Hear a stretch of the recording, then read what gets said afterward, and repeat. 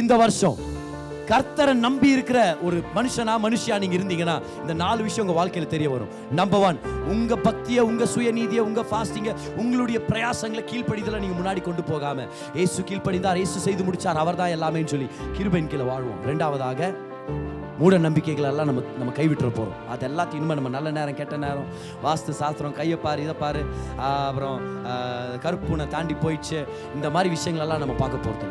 திருஷ்டி போட்டு வைக்கிறது, இதுங்க எல்லாத்தையும் நம்ம கலைச்சிருப்போம். ஏன்?